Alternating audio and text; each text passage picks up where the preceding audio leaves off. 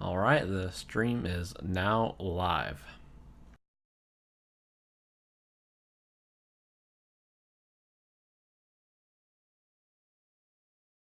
Now we just gotta wait a moment or 5 until Twitch sends out a notification. Or maybe we can just talk to ourselves for like an hour. Yep.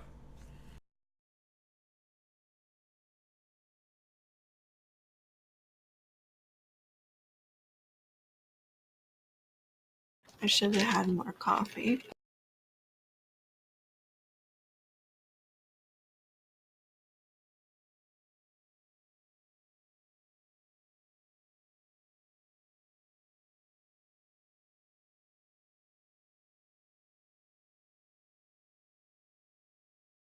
There's no one in the chat room, but if anyone's watching not logged in, we'll start here in a few moments. We're just gonna wait to see if anyone else joins.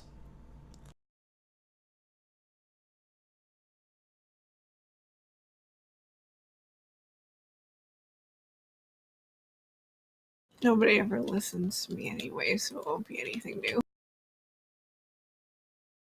Oh, the notification went out already. That's a new record, I think. I'm impressed.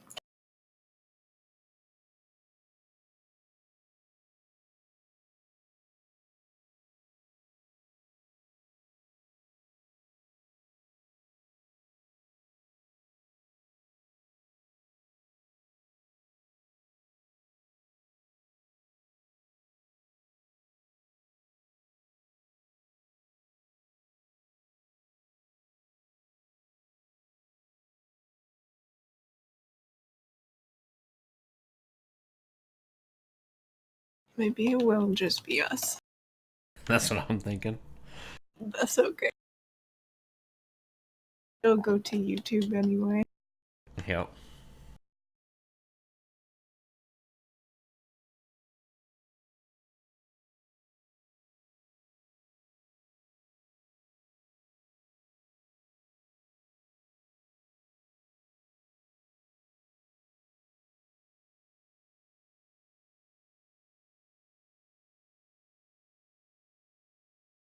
It's been quiet in Discord too. Yeah, it has. Maybe people are like actually doing stuff today. Maybe. It was raining here earlier. But it is spring for most of us, right? Well, for you, it's like more summer weather. It's always summer here. Yeah. There's no other season. There's rainy summer and there's not rainy summer. Yeah. Yeah, we have somebody in our raid and he's been showing like the temperature in his car. It's like 100 degrees. I'm good. I'll take my gross like 46 degrees in rain for the next month. Yeah, in a month or two, rainy summer will start.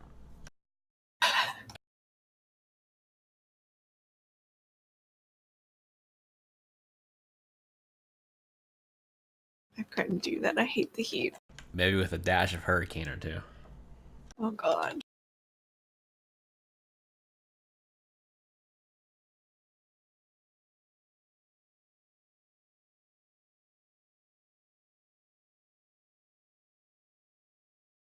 On my Twitch chat, it says there's more messages below, but it's literally only your message. I'm not sure what it's trying to say. I don't know. Maybe Twitch is just broken. Well, in case people are actually watching them, we'll go ahead and get into it. So we just got a few topics here today that we're gonna go over. So our last stream was about Ask Mr. Robot, and it was entirely too long. So if any of you sat through and watched that entire thing, I apologize, but hopefully you got something out of it if you did.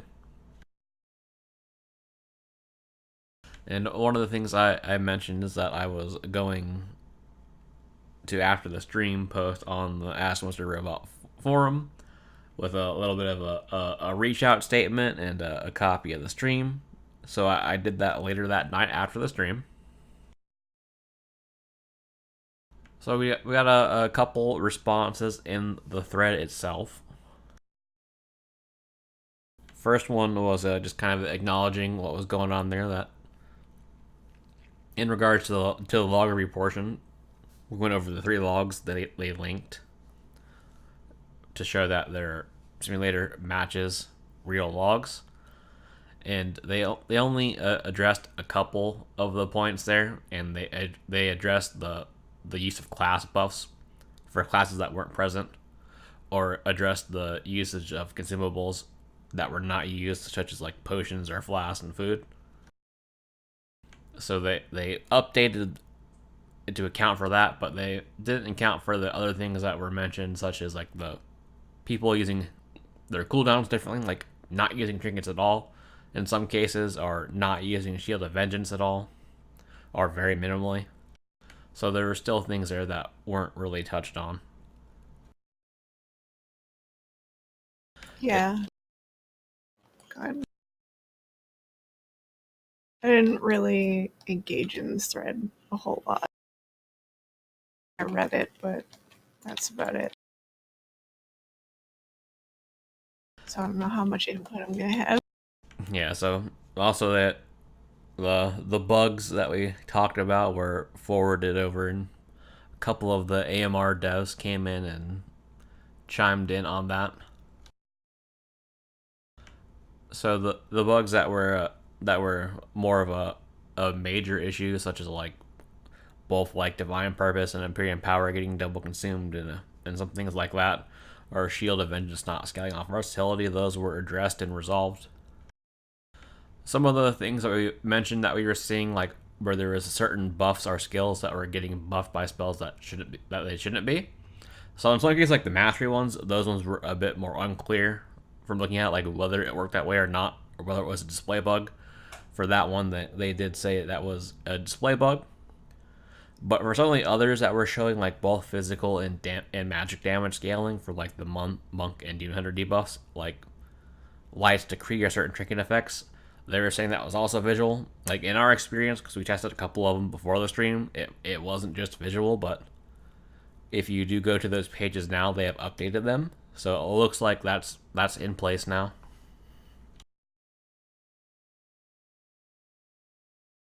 Yeah, so they didn't just brush us off, but also like it's kind of a neutral response. Like neither were they trying to argue or trying to like engage a whole lot, I guess. Yeah, one of them did reach out and I guess talked a little bit, but nothing really came from that. There was like no sort of like, let's see if we can meet up here and talk about this in a bit more detail or some situation. There's none of that. I didn't really have any expectations, but I'm not surprised or disappointed or anything like that. It's just kind of like it is what it is. They didn't take it badly, but they didn't take it great either. So I don't know how much has changed. I think at the very least, maybe they'll be less hostile. That would be nice. But nothing really happened. Yeah, which is fine, I guess. Yeah, there was also some discussion in that forum thread about one of the topics that we talked about was like a AMR being open. There is some discussion there in the thread about that. If that's something you want to read and look at, I'll post the link to that. And if you're watching the VOD, I'll have a link in the description for that. Oh, one moment, I closed the page. Wow.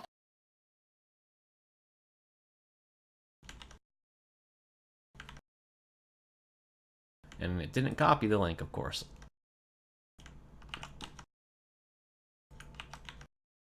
So if anyone is watching now, there's the link in the Twitch chat, but again, I'll have that in the YouTube VOD as well in the description if you want to read it. I wouldn't bother trying to engage in it. It is at this point 3 weeks old, so it's run its course. It's over.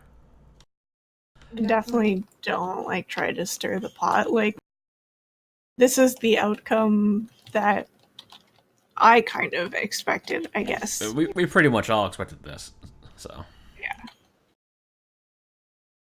I mean, we did our part. We tried a little bit change, but I mean, we definitely have some issues with it still. But that's pretty much where it ends. They didn't lash out at us for the most part, so there's always that. Yeah, and I even clarified, as you can see, the last question. They're like, "Hey, if you do," because one of them said, like, "Yeah, maybe we can definitely discuss this." And I'm like, "Yeah, well, just reach out to me directly. Whatever you want to do, we can go from there." And just 3 weeks later now, so Yeah, we'll see what the future holds, I guess. So,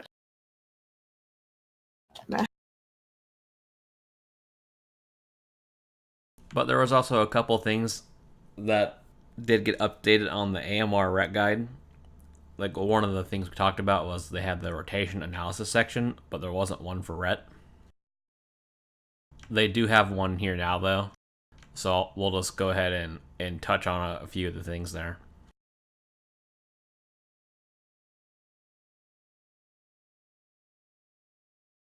Alright, so I got my screen share up here. And so the first one was how much more damage does an optimized rotation do versus simple one? So again, they have their data there. In all cases, it's better. Average was 1.7%. The maximum was about 3.3%. The minimum was on 0.4%-ish. And it says, the simple rotation takes a basic greedy approach using Avenging Wrath and Crusade on cooldown. Spend Holy Power immediately when you have 3+. Use your best Holy Power builder available otherwise. The optimized rotation prioritizes builders over spenders, which requires you to ensure that you don't waste a Holy Power gain. The Crusade talent also has us saving up Holy Power before using Crusade. We can see that there's a relatively minor gain to be had, and blah, blah, blah, blah. I'm not going to read that. And if you get down further, it says, it's tempting to think that if each little tweak showed a potential 1% DPS gain and we have 5 tweaks, we get a 5% gain. It doesn't work like that in practice. Once you combine all rotation tweaks together, the total potential gain is not the sum of each.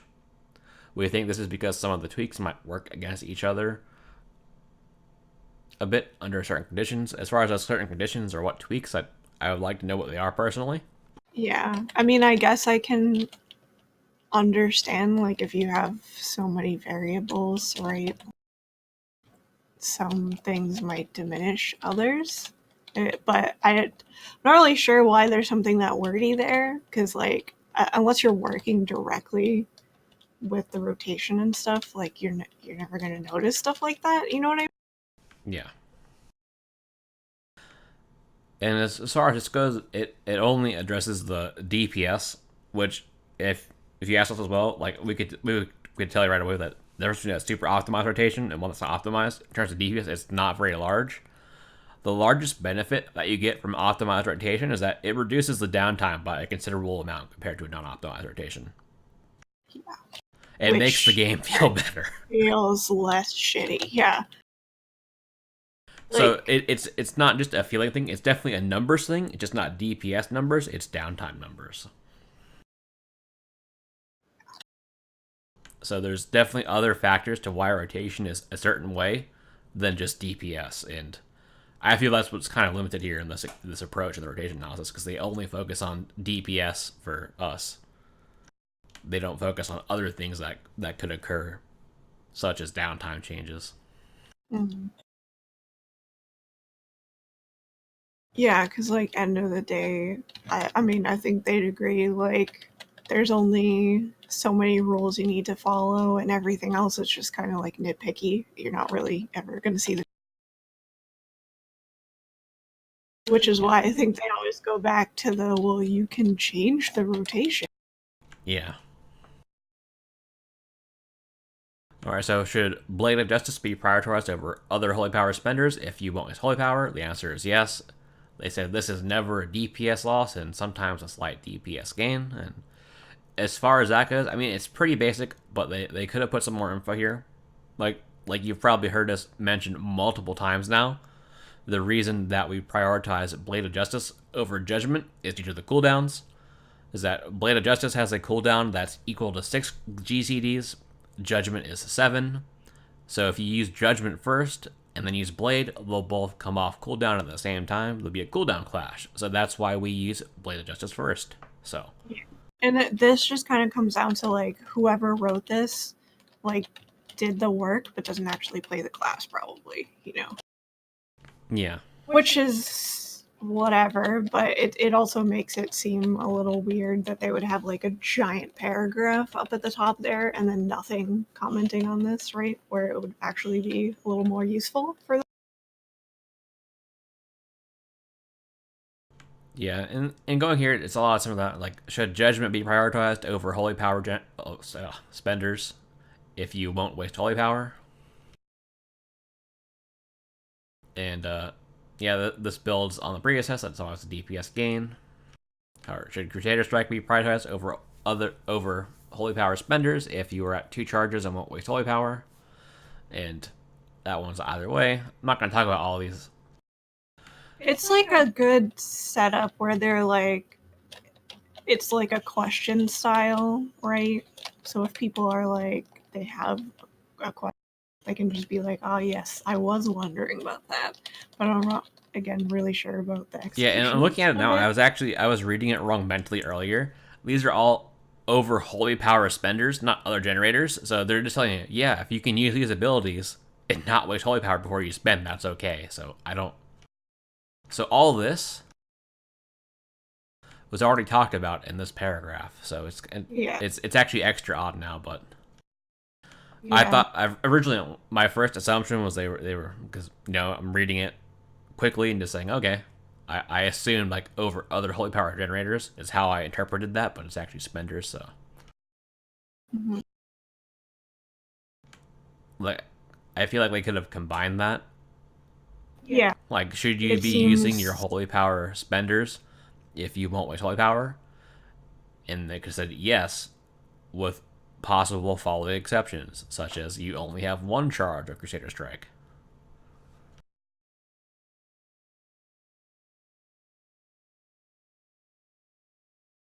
Alright, so is it best to save up 4 Holy Power before using Crusade? The answer is yes. No complaint there. You should definitely be doing that for your later Crusades. You can go in with 3 if you have Wake ready. If you don't have Wake ready, go in with 4 or more. 4 or 5. Yeah. Should Imperium Power procs be used as a higher priority? They say yes, and I guess high priority would be look at their rotation and see how it says, but for us it falls into the same priority as any other spender. So, does using an opener increase damage when using the Crusade talent? They said either way. It says this uses an opener that begins with Blade of Justice, Judgment, Crusader Strike X2 to get 5 Holy Power before using Crusade. The DPS gain you get from this is versus doing something like using Wake of Ashes right away is very small. In most cases, not noticeable. It won't hurt your damage, so you could use this opener mentality without seeing any loss. We didn't include it in the default rotation because it isn't necessary for optimal DPS. So I don't know if you want to get on your build to 5 hill here.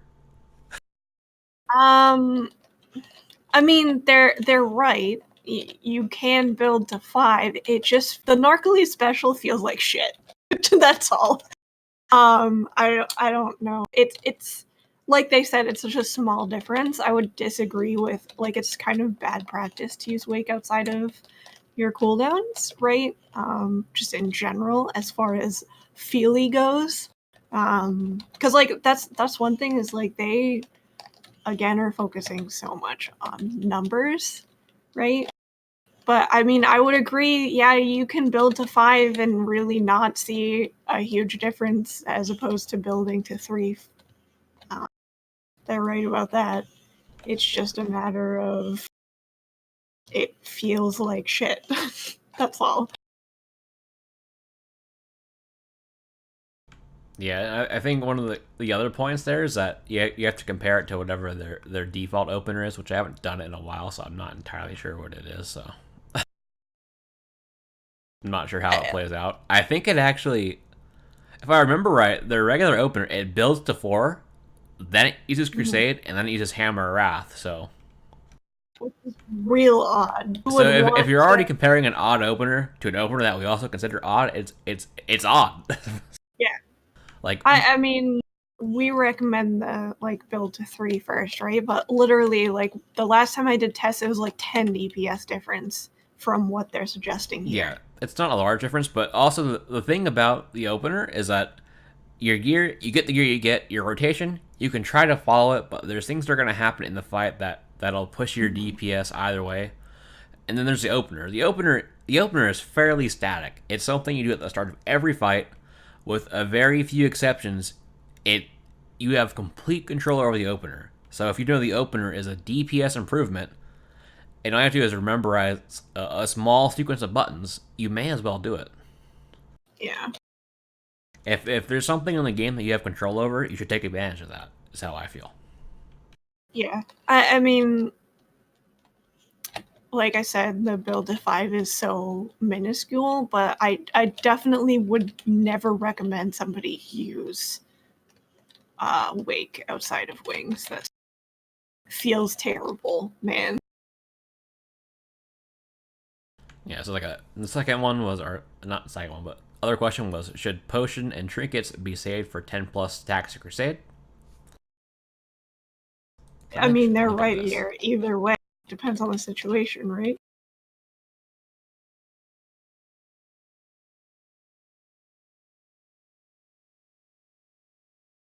See, I think the problem with this is I want to know what trinkets they tested. Did they test a wide variety of trinkets? As far as the list goes here, for specific trinkets, the only ones that are added specifically are Merekthas and Grongs because they're channeled. Mhm. But it lumps all other used trinkets into this same category here. It has the buff Avenging Wrath or Crusade and 10 Yeah. stacks. So if you have a trinket that does direct damage, like Raz Dunk's Big Red Button, of course it doesn't matter if you use it at 10 stacks or no stacks outside of Crusade. It doesn't affect it. So that those results like that would be skewing their percentages here. And I don't like that. Yeah. I think it's misleading. I'm not saying it's intentional, but it's misleading. Yeah. I mean, Simcraft doesn't handle it perfect, but there's a reason we don't just lay out trinket usage as a matter of like what the simulator spits out. Does that make sense? We Yeah. tell people like you have to kind of use your head to optimize them, especially if we're using 2 of them. And we don't just put it in terms of like DPS percentages, I guess. I just am a little bit confused because like they are now relying so heavily on being like, this is what our simulator puts out, and we're going in the direction of like, I don't know, things are complicated. You're gonna have to use your brain, bud. And I really want to know is like what individual tests were causing it to be a loss. Like it just Yeah, is I very don't odd. know either.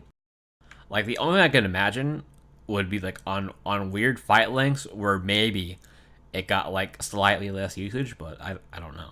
Or if you have 2 of them and you wait until 10 seconds, then you're wasting a lot of the Yeah, second yeah. unused I'm things. gonna assume they didn't use two though, if I had to guess. But we That's the don't know. only. They didn't really expand on it, so It's whatever. Like this is just so. It's another example of like, oh, you almost had this right. we have, should Divine Storm be used against two targets? And theirs was either way. It's minimal, which it is true. And they expanded on it. Should Divine Yep. Storm be used against two targets without Righteous Verdict? And the answer was either way. Again. So, I mean, the easy way to look at it is look at the tooltip damage of Divine Storm. Look at the tooltip damage of Templar's Verdict. And then remember for Templar's Verdict, it gets buffed by Righteous Verdict slightly. So if that number is higher than a Divine Storm times 2, it's pretty basic to figure out. Yeah. And like you're pretty much just breaking even. So yeah, they're right here. Yeah, because it was mentioned like our design focus wasn't to be two target cleave specialists, but we literally had zero to target before, so they slightly buffed it so we can press a different button and just Yeah. feel good. I guess I don't know. Well, it's more. It's like you can break even instead of not even being able to, like, having a DPS loss by cleaving. Because there are situations where it's like, all right, I just have to do this. But like, what are you gonna do when it's two targets that you need to kill at the same rate? I would rather break even on that than not have any ability to do. Yeah, yeah, like it's just mainly a feel thing. Yeah. I mean, it doesn't feel great, but it doesn't feel as bad as it used It to. So doesn't feel. Yeah, exactly. You don't feel useless when you have to cleave anymore.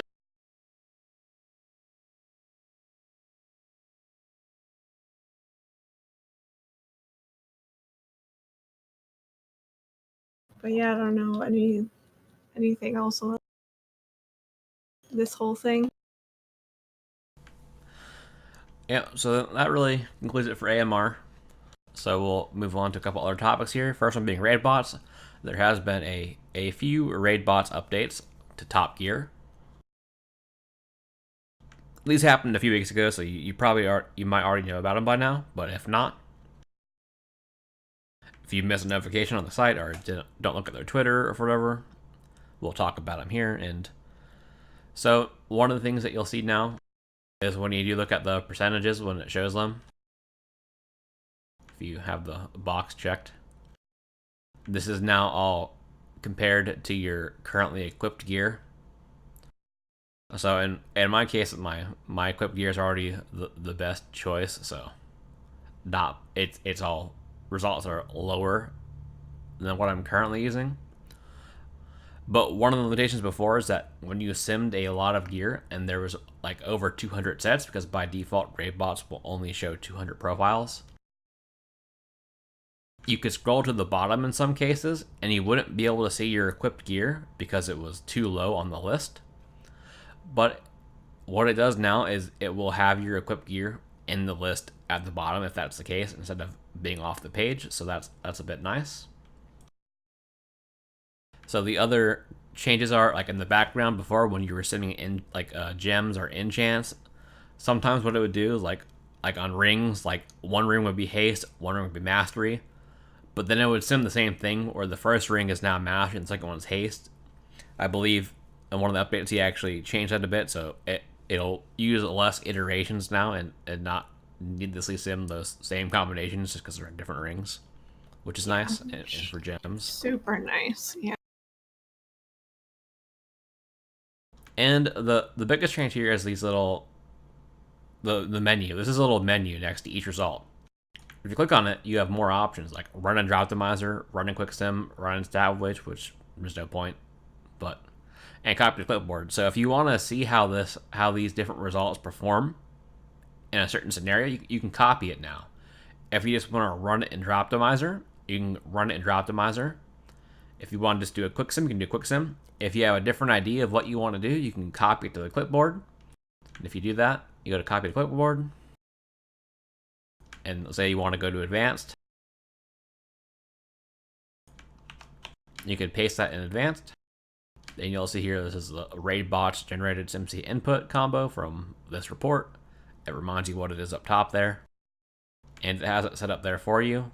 And you could change your options and do whatever you want. So that's pretty cool. Yeah, super nice. That way, like, if you get a combination and for whatever reason you want to look at the HTML report for it, you can just click it and run a quick sim. Yeah, which is real nice. Yeah, because by default here you can see it's disabled for large simulations. So if you run it in quick sim, you'll get it there.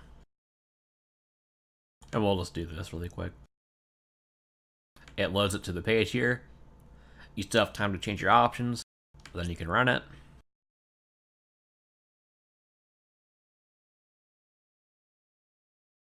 Obviously, if you're not premium, you'll have to wait a moment.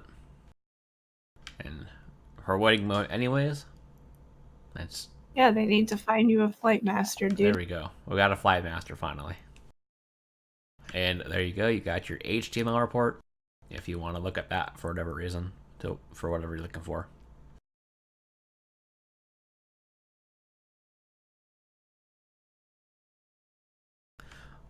All right, and that's really it for Raidbots. And as always, if any questions do come up, just ask them in chat, and we'll address them. So we did have a new raid come out, a little mini raid, the Crucible of Storms. It has 2 bosses, and just this week, Mythic has come out. Before I talk about the fights themselves, we'll talk about the loot, because the loot is a special. Interesting. Or as Wizards would call it, this is fun loot. Which I have a few problems with for multiple reasons, but we'll just talk about the loot first. There's just a couple things where it's like, why is this on our loot table? There's that too. Like, why did I get Trident of the Deep Ocean? This does not help me at all. Alright, so the first item we'll talk about here is the gloves, which are the Abyssal Speaker's Gauntlets. It drops off the first boss. So on these gloves, you'll see we only have 1 secondary stat, and it is I'm not sure if it's like a half value or reduced. I don't remember. It's probably slightly reduced even, but it has an equip effect, and it's your abilities have a chance to grant you a shield absorbing damage for 1 minute. Will the shield last, you gain 123 haste or X amount of haste. It's actually more than that. Just sometimes the base still flips a little bit off, but if you go to the actual link and adjust it, you can see what it is. So, we're doing great. How do I sim this? And the answer is it's complicated. Yeah. Which I wish there was an easy answer for you, but there's not. You'll have to do some work yourself. And if you look in the Rec Questions channel, I have a pin of a sim setup, which is here. So the loot that drops off the first boss drops at 420. And baseline mythic is 415. Oh, I said baseline 415 belt, but that's actually gloves, not belt. So ignore that it says that. So this is a 420 gauntlets versus 415 belt. And this is at different uptimes. The first one is 89% uptime, which is full uptime. When you run the item with no options, the default uptime you get is in the high 80s, low 90s. It depends on your haste because it's hard PPM. Now, when you sim certain things, we've shown it before. There's a SimC wiki page called Expansion Options, which tells you how to modify Azurite traits and things like that. It also includes items. So you can modify here the Abyssal Speaker's Gauntlet's shield duration. Overrides the duration of the Ephemeral Vigor buff from Abyssal Speaker's Gauntlets. A value of 0 will use the buff's maximum duration. If the absorbed shield is fully consumed by damage taken, or consumed by damage taken by the player, the effect will end. And I'll expand the input here. And you'll see like here, the 89% one was 0, so that was full duration. And the duration is in seconds, so the buff can last 1 minute. Is the max duration. So on the second one, that's 68%. This is one where I set the buff to 30 seconds. So I cut the buff in half. And if you're wondering why if I cut the buff in half and it didn't drop in half, it's because you have to remember that the effect on the gloves is 2 procs per minute. So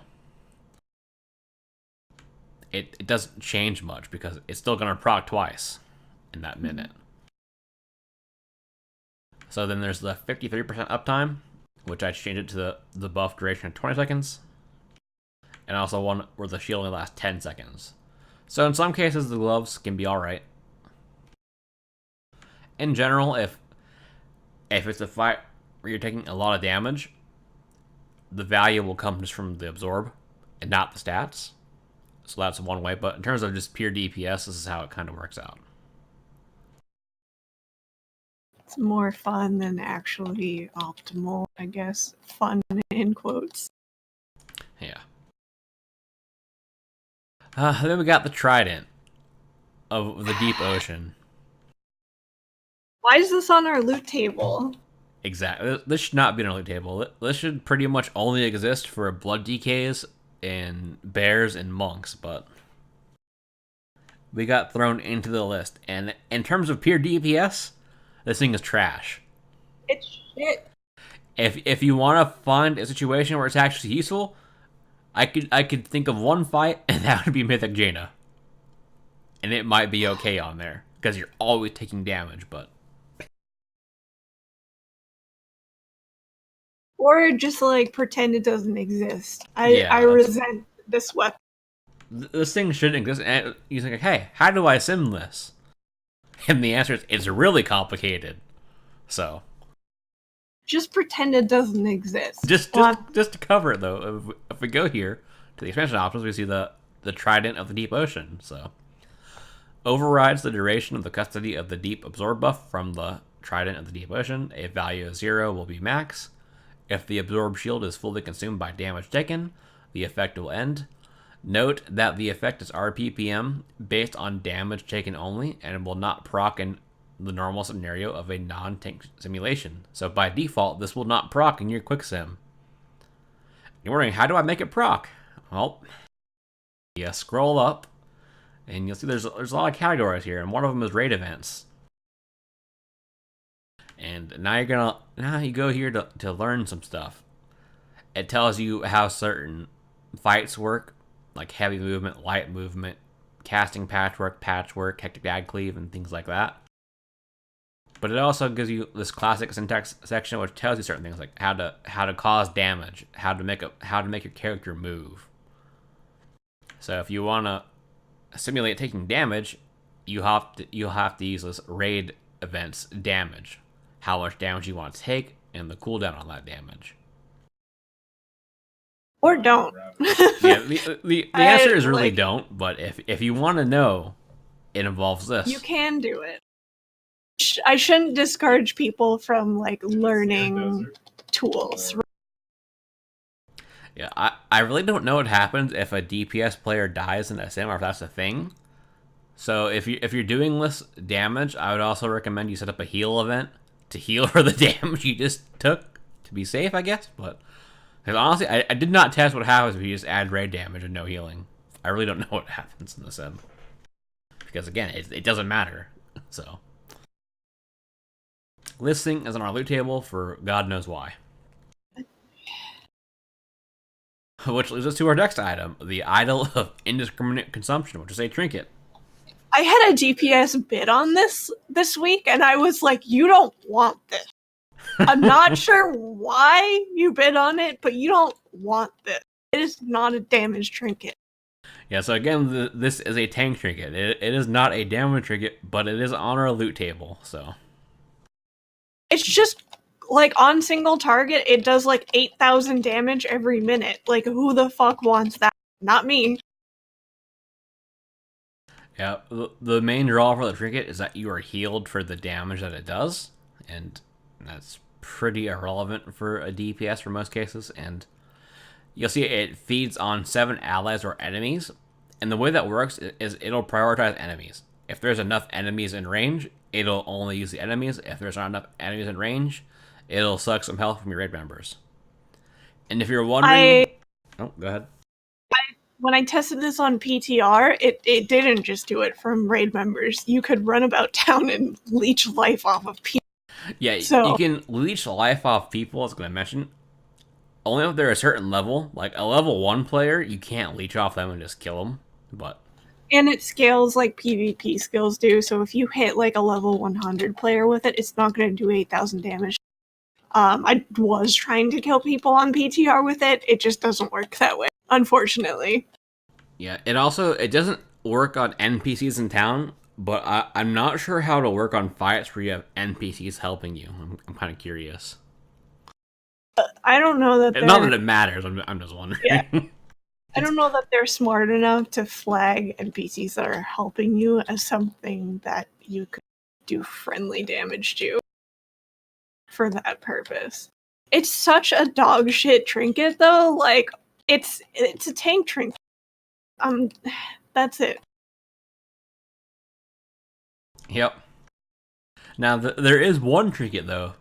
That's good. It's called the Lurker's Insidious Gift. It gives you strength, and when you use it, you get Enzolf's Gift, granting you mastery for 30 seconds, but every 1 second you gain suffering, which inflicts shadow damage per application. So every second you get a new stack of damage, up to 30 stacks. And the answer about how much damage it does is, for most cases, it's not enough to matter. Yeah. So you'll pretty much always use the full duration of the trinket. If you want to cancel the trinket, you can just use it again or cancel Aura the buff. I think now you have to cancel the buff, right? I don't know. I never cancel it, so. I'm pretty sure they changed it so you have to cancel the buff, but also, like, if your healers get mad at you about this, it's probably because you're taking other damage or your healers are like, yeah, you can definitely remove the buff though, because when I'm world questing and I want to cancel, I click it off so I can get on my mount again. Mm-hmm. Well, it's ticking down and I can't mount up. And the trinket, it's very strong. If you get this trinket at any item level, go right away and sim it. It's probably better than what you have unless you have amazing trinkets. We did normal this week as a guild and last week because I was like, if I have an upgrade out of here, then I can't be the only. It takes like no time to do if you're already there. Yeah, and it's definitely worth doing because it drops from the last boss, or the second boss, which is also the last boss, which has a higher item level. So it does drop at 410 from Heroic, and the Heroic fight's a joke. Yeah, the second fight is easier than the first. We'll get into that. At least on Heroic. I guess to mention, we'll go to it later. So, also, the Mind Thief's Eldritch Clasp. So this belt, you'll see it has 2 stats, but the stats you have, the secondaries, they are reduced. It's not the normal value. It's slightly less. And there's an equip for falling below 25% health. Instantly restores X amount of health, but you then take that as shadow damage over the next 10 seconds. So it gives you a burst of health, but you'll take a dot that takes away some of that health back, so it has to be healed up. So rather than get chunked, you take damage over time. And it has a 3-minute cooldown. So as far as DPS goes, if the belt is a higher item level than what you have, go ahead and sim it. If not, you could ignore it, or if you need to use it for the Falling Blow 25, you can make use of that, but this is really more of a healer thing and a tank thing. But it's also on our loot tables, so.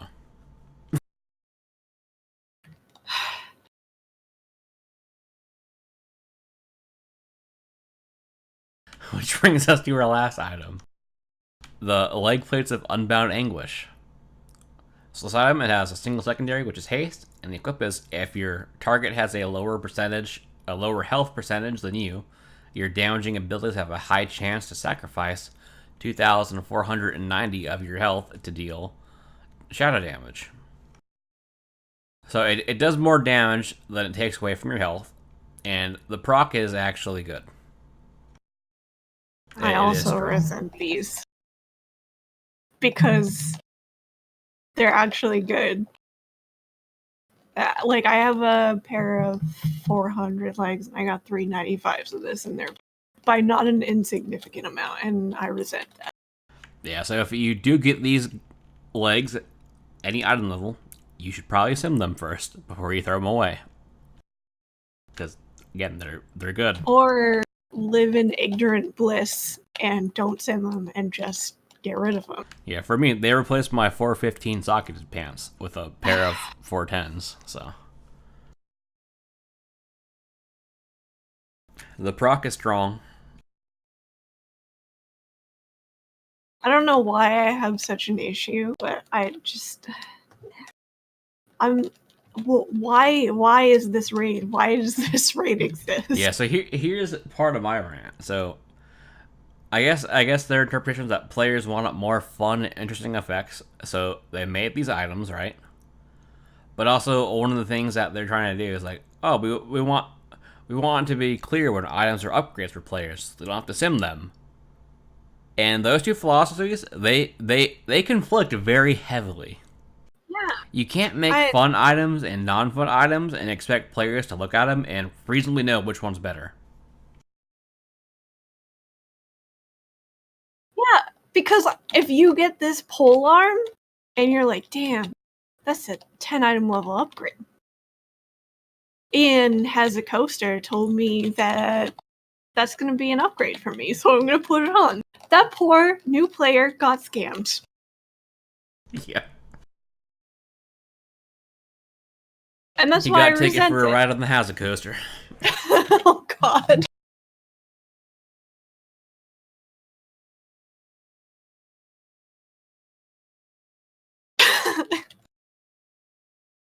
Yeah, I don't. It's whatever, I guess.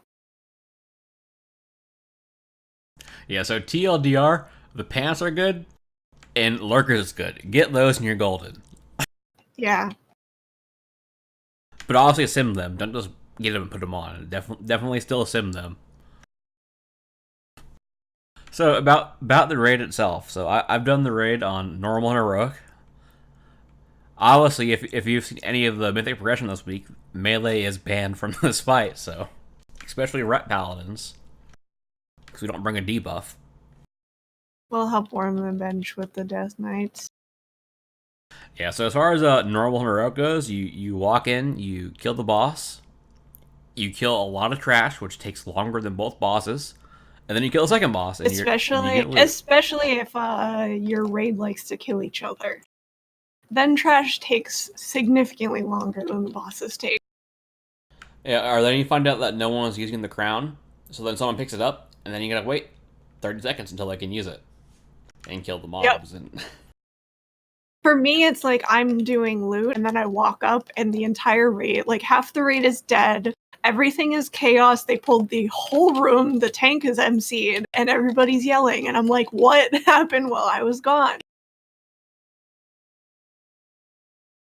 yeah, so as far as tips for the normal or heroic version of the fight as ret, I would say just attack the boss on the first fight when you get told to swap targets, and swap back and do all that, and you just blow yourself on cooldown.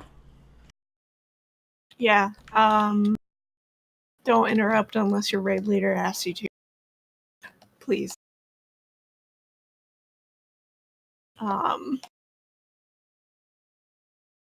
We have that problem where all 3 ads get interrupted. I'm like, fam, please. I guess one thing I could mention for heroic, I mean, like if you, because there is 2 bosses, it's a 2 target fight. It's up to you if you want to just righteous verdict and tap bars the entire time, or use divine storm. It's kind of depending on your group.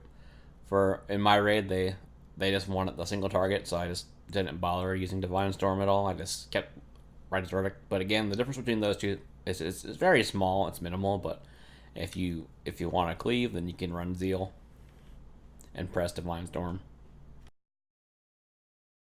Meh. Yeah, it's I've just meh, though. like very little input on this boss. You can hand a freedom if you get the debuff on you that makes you have to run out. Cool. Yeah, and so the second boss, Unat, you run in and you hit the boss. You do your opener. You 5 your cooldowns. You do your rotation. Your cooldowns come back. You do that. You wait a little bit for intermission. You like the intermission phase. Like there's 2 of them. There's pools on the ground. Don't walk on those. They'll heal the boss. Everyone will hate you. I tried to bop the person that was soaking them. Doesn't work for the knockback, unfortunately. And then other than that, like, I don't know if you're killing the little casty boys that make like a bunch of ads come out of them when Yeah, those you come can out pat them. during your second wings, so Uh-huh. you do the big damages. Definitely didn't pad hardcore on that fight. Totally not. I did not specifically save Lake of Ashes after I seen what was happening on our next bull.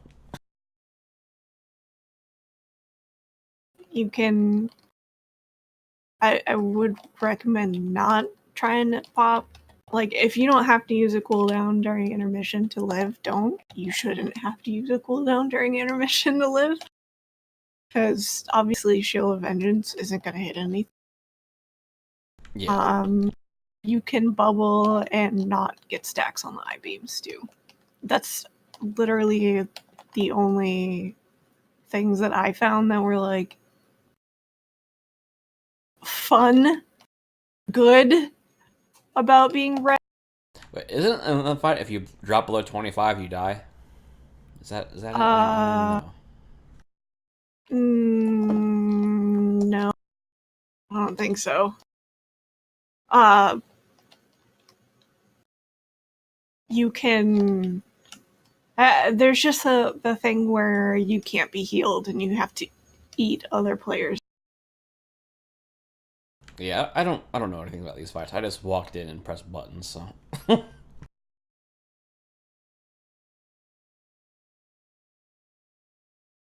I mean, there's really not much to it that's like unique to us, right? Like, just do what your raid leader says. Yeah.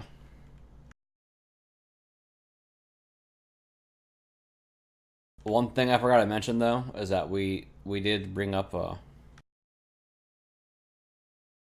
Shield event. What? Where? Huh? Where What? did this tab go? Oh, I ate it. For lurkers, we mentioned don't use Shield of Vengeance in the intermission because it's not going to hit anything. Well, if you once you acquire the lurkers trinket, you can pop your Shield of Vengeance at the end of this trinket. So let's say it depends on the item level. If you have if you only get the normal version or the raid finder version, depending on how much health you have, like if you're mythic geared, if you're like 415, at the 395 version of the trinket will not do enough damage to break your Shield of Vengeance, as it turns out, which I discovered. Which is actually, it's kind of frustrating. It gets almost all the way there, but there's a little bit more health it can't break.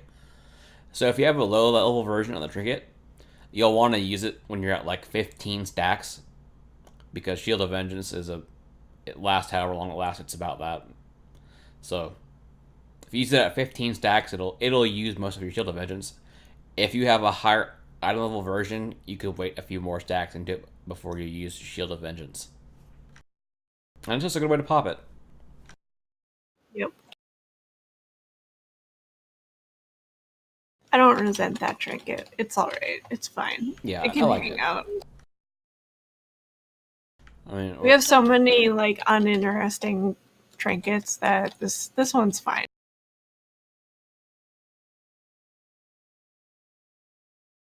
Alright, so for the last thing, we're gonna do our log review. We didn't do one not last I mean also we didn't do one last week, but we did not do one last stream because it was all about AMR.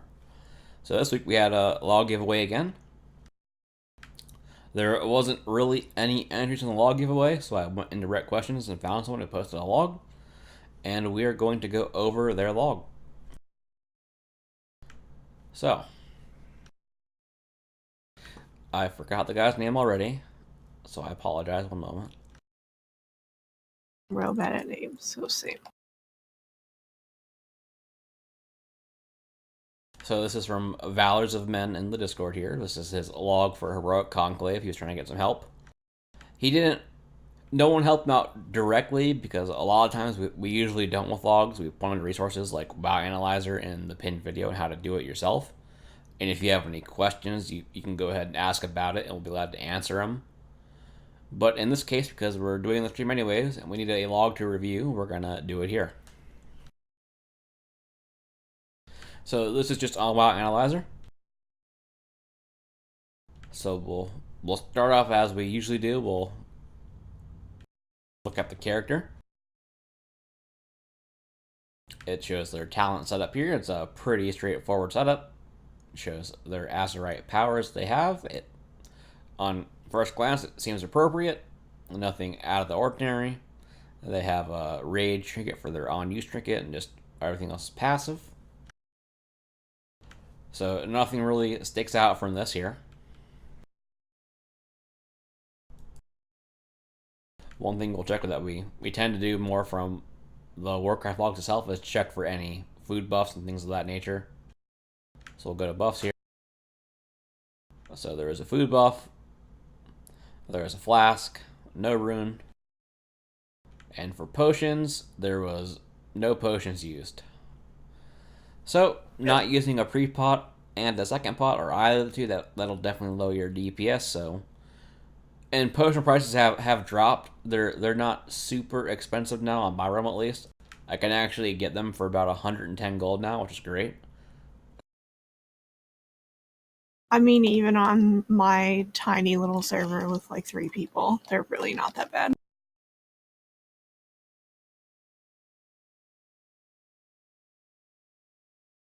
Yeah, so as far as gear, that looked fine. Consumables, just missing some potions.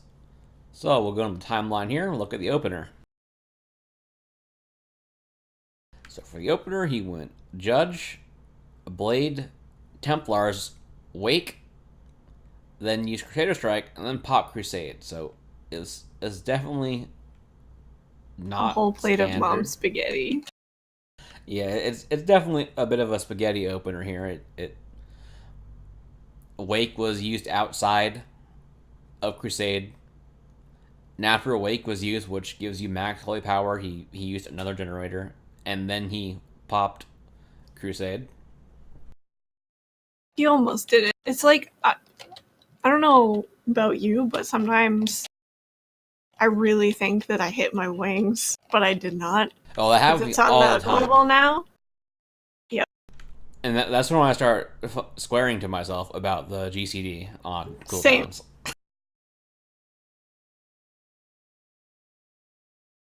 That's the one thing that really makes me resent the cooldown, the gold cooldown on wings is when that happens. It's very infuriating.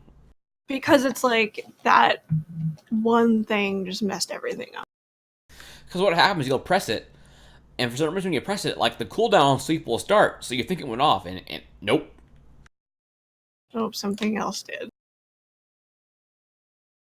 Yeah, so again, even once you get into that, so he goes in, he uses Templars, great. Hammer, great. Templars again, great. Then he uses Blade, then he used Judgment, but that Judgment would have been at max holy power.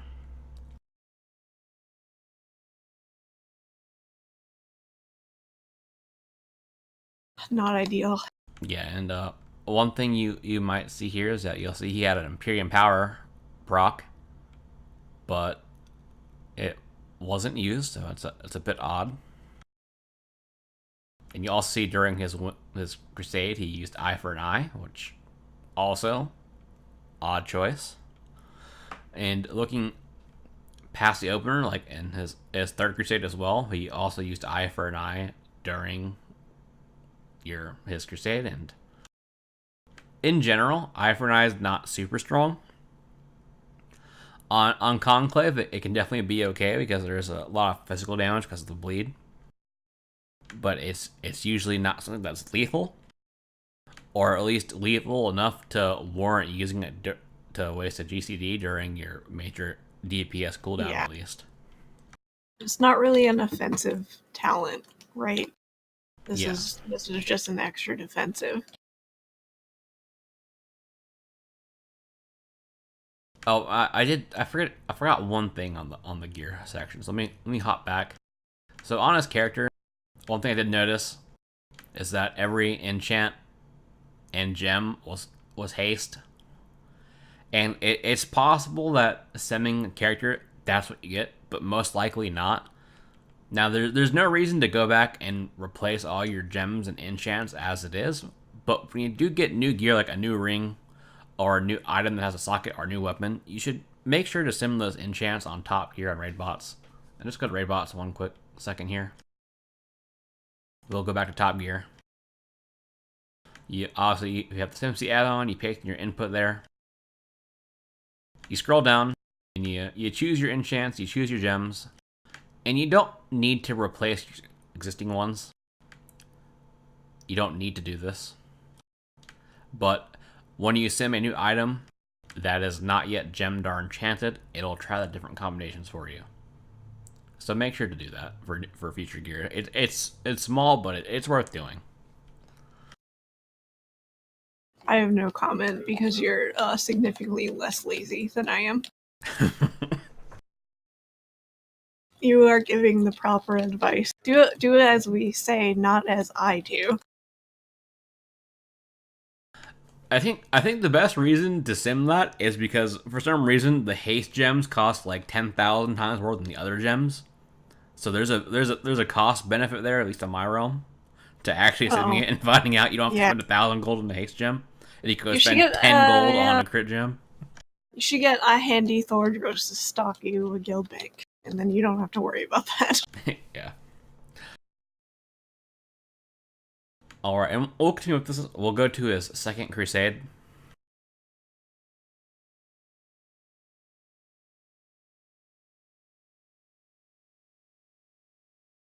And right away, you'll see that the second crusade, it wasn't used until 446, so he missed a whole entire crusade in the middle there. So that's one crusade cast already lost. So that's no good. And you'll see in this crusade here,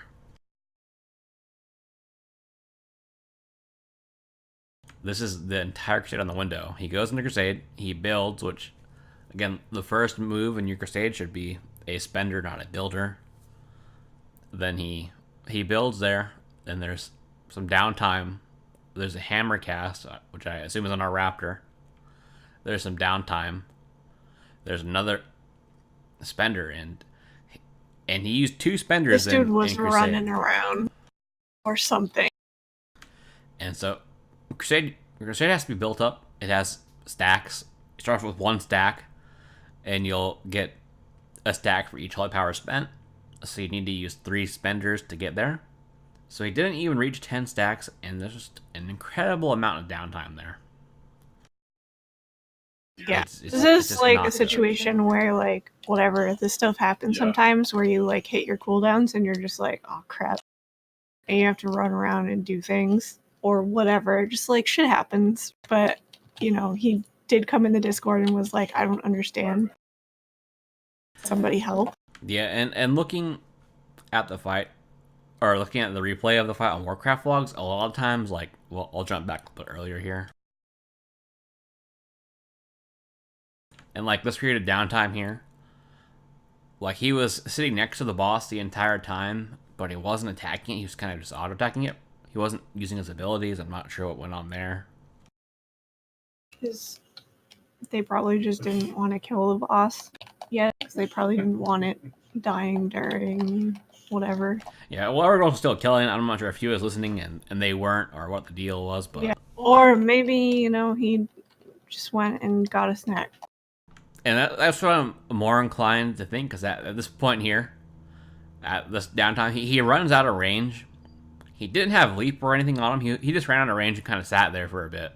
I'm not sure why. And then eventually the wind started. During the winds there again, there's just downtime.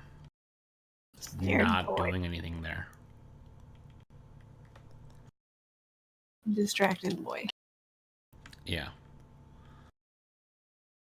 So yeah, I mean, this is like, get comfortable enough with the fight or whatever that you aren't just sitting there like not hitting buttons, right? Yeah, so if pretty much. If we go over like the statistics page here, like, see, there was 46 holy power with it, which is a lot. It's not good for judgments. It's too many. We'll go over it a bit more on timeline in a bit, but for judgments, it didn't consume quite all of them. There's 32 applied, only 27 used, and some of that could be from Raptors, but some of that just obviously from the downtime that he had from not attacking. Which you can see here, he had almost 50% downtime, so it was quite high. One of the things here is that for his wake, you see the 1 missed, so that means one time he used a wake and there was no mobs in range. It happens. Yeah, it happens, but given what we're seeing here, it's definitely something you have to be a bit more careful about. Yeah. I mean, it could have been an off thing, but who knows? For Shield of Vengeance, wasn't that bad. He didn't use the entire absorb. but he was using it when there was damage, so that's generally good. And there it shows where some of the waste was, like on Blade, never good. Crusader Strike, never good. Judgment, never good. Hammer, never good. Wake, it depends, and we'll go over that a bit. So also because there was a lot of downtime, he didn't get to use all of his generators as much as possible. Wake was also delayed at times, so there's a couple casts of Wake here that are missing that definitely could have fit in.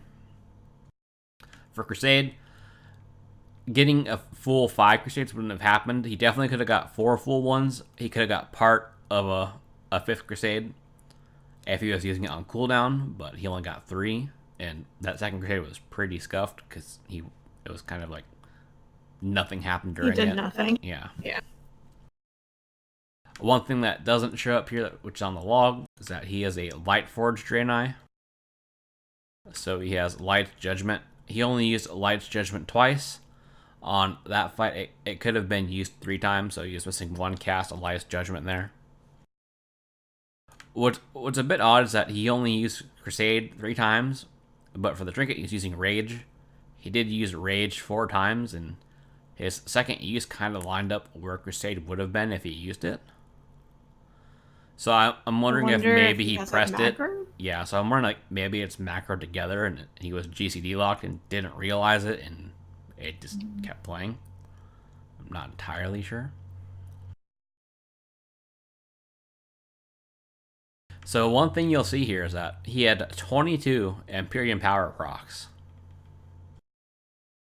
But if we go to damage done here, we see that Crusader Divine Storm is very low. He only used Divine Storm 2 times.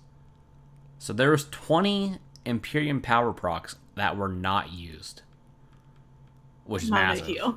It's not good. You have to use it. I think maybe he's confused and thinks he's only supposed to use it on multiple targets, which is not the case at all. It's free damage. It's a proc, so it doesn't use your holy power. So you should always make use of it. And we can see that here in the timeline, which we'll go back to. I mean, it's half a Templar's verdict for free. Yeah, so here's the first one, he gets it, and it expires. As we go through, here's a Wake. This one, there is 2 or more holy power wasted here in this case. So again, for a Wake, you either want to waste 0, and if you do waste 1, you want to make sure that Blade is on cooldown. So again, he followed up his Wake with the Crusader Strike. Again, that gives you full holy power. You should be using a spender. You can see here there's another Empyrean Power. There was 2 procs here, you can see, because they overlapped. It refreshed at some point. So Empyrean Power again. Here's another case here where he wasted a lot of holy power. You can see he was at 2, 3, at least 4 holy power, and then used a Wake. So he wasted majority of that holy power from that Wake, which not good. And he again followed up that Wake with another generator. So here's another Empyrean Power. And it wasn't used. And again, it's something that procced multiple times because normally it's 15 seconds, but here it's 23, so it refreshed at some point. I wonder if he just doesn't have a great indicator for when it procs. Yeah. And then here's another case where Wake is used again here, wasting a bunch of holy power, and he consistently follows up his Wake with a generator and not a spender. It's a common occurrence. And there's just a lot of individual cases of going over that cap, of not using your spenders. Again here, another Empyrean Power.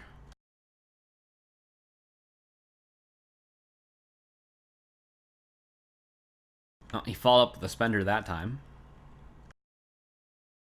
But if you go through the timeline like this, you'll see a lot of this. Anytime there's a red, you want to mouse over and see what it says. And it's pretty much all related to using something and wasting holy power. But there's a lot of damage here missed due to downtime. A lot of damage here missed due to not using cooldowns enough. A lot of damage missed just to not using generators as much as, or not, sorry, spenders as much as he should have, which that also affects Righteous Verdict here. You can see that his total buffed damage from that was only 3.18%, and only 58% of his casts were buffed by that. So that was, so Zeal would have been better. And I think for overall, because we're so close, this person should probably just use Zeal anyways. Mm-hmm.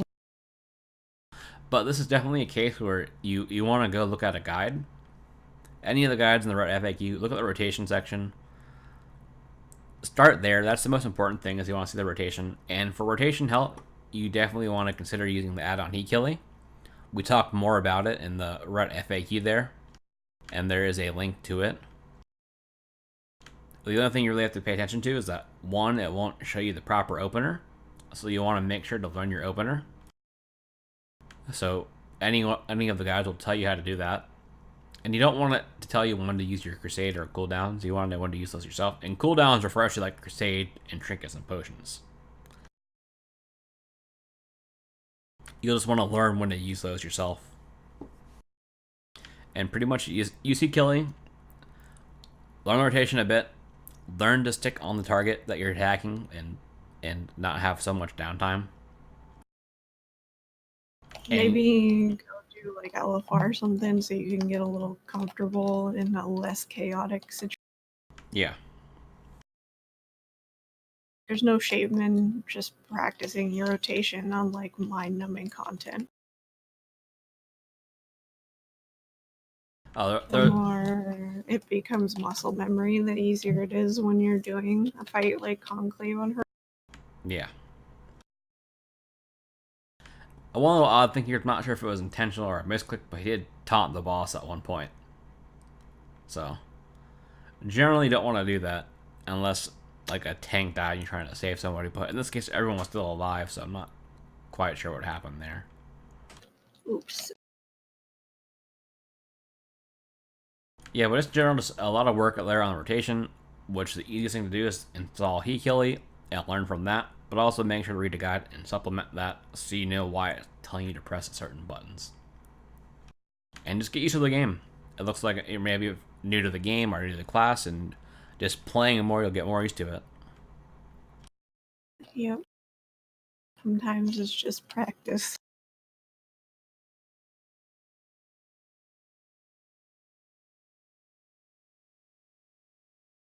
And that's pretty much all we had here today for you guys. I don't see any questions in chat, but we'll leave the stream out here for a couple more minutes just in case anyone has any questions about anything related to Ret, or maybe even WoW in general. If we can answer it, I don't know.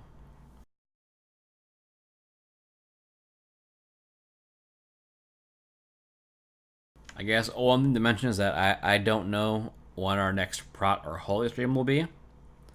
If we're not going to have a Prot or Holy stream, maybe we can try to think of something to do in the meantime before our next Ret stream. Because at this point, our next Ret stream would be on May 18th. So in 3 weeks.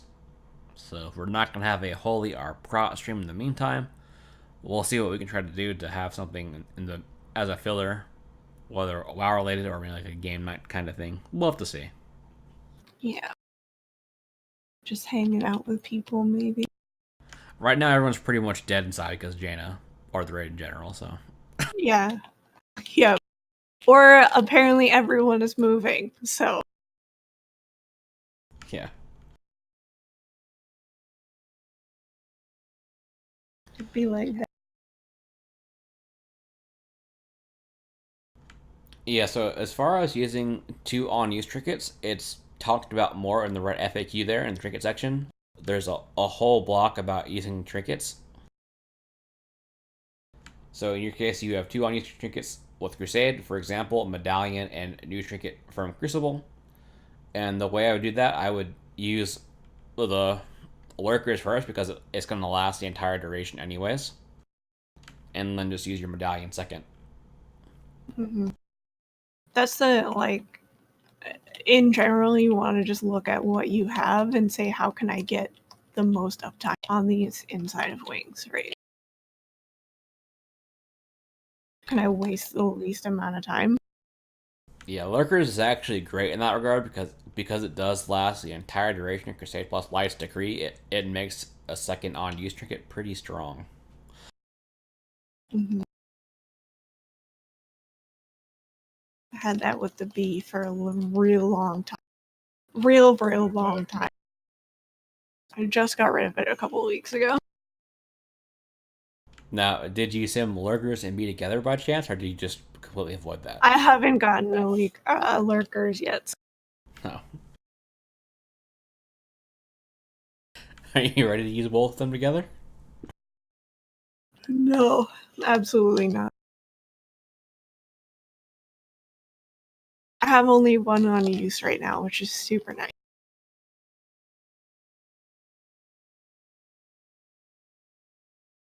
I'm not seeing any other questions come in though. If anything comes up, definitely check the Ret FAQ. Check our guides in the Ret FAQ.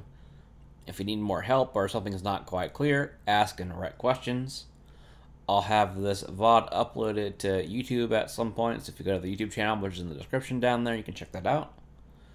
Or look at any previous streams, they're all uploaded there because Twitch deletes them very quickly. But other than that, thank you for watching. Hope you learned something and have a great day. And may you be blessed with many loots and Titan Forges. See ya.